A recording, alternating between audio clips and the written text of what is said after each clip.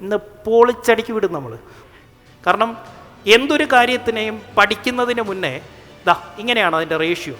80-20. 80% നമ്മൾ അറിയണം why should I learn this. എന്തിന് പഠിക്കണമെന്നറിഞ്ഞാലേ എന്ത് പഠിക്കണം എന്ന് മനസ്സിലാകത്തുള്ളൂ. ആ 20% ഈ എന്തിന് എന്നറിഞ്ഞെങ്കിൽ മാത്രമേ നമ്മൾ ഇംപ്ലിമെൻ്റ് ചെയ്യത്തുള്ളൂ, നടപ്പാക്കത്തുള്ളൂ. ആദ്യം എന്ത് പഠിക്കണം? Why should I set offer. ആ വൈ പഠിച്ചെങ്കിൽ മാത്രമേ നിങ്ങളിത് നടപ്പാക്കത്തുള്ളൂ. സോ അതുകൊണ്ട് നമ്മൾ ഈ പഠിച്ചുകൊണ്ടിരിക്കുന്നതെല്ലാം വൈ ആണ്. വൈ. സ്കൂളുകാരെന്താ ഇറസിസ്റ്റിബിൾ ഓഫർ തന്നേ? ഏറ്റവും മികച്ച ജോലി, 100% പ്ലേസ്മെൻറ്റ്.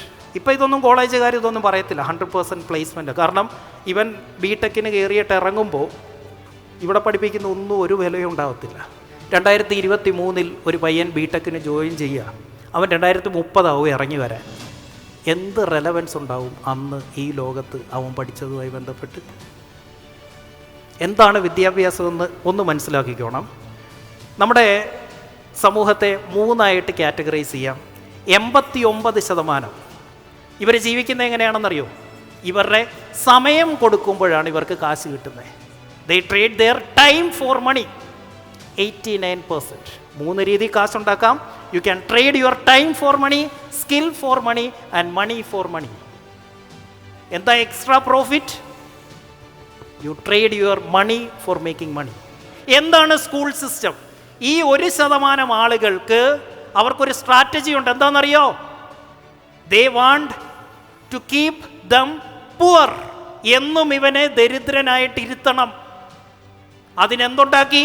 School system. 20 കൊല്ലം നീ സ്കൂളിൽ പോയി പഠിച്ചോണം, കോളേജിൽ പോയിക്കോണം. നിന്റെ തലയിൽ കാശ് എന്നൊരു സാധനം വരരുത്. ഹൗ ടു മേക്ക് മണി എന്ന് നീ ചിന്തിക്കുകയേ ചെയ്യരുത്. ആരോട് പറഞ്ഞു? ഈ 89%. അതിന് ഇവനെ നിർബന്ധിച്ച് സ്കൂളിലും കോളേജിലും വിട്ടു. ഇവൻ എന്തിനാ അത് ചെയ്തേ? ഇവൻ്റെ കാശ് വെച്ചുണ്ടാക്കുന്ന ഇൻഡസ്ട്രി റൺ ചെയ്യാൻ അവന് ലേബേഴ്സിനെ വേണം, സാലറീഡ് ആയിട്ടുള്ളവരെ. അതിന് സ്കൂളിൽ പോകണം.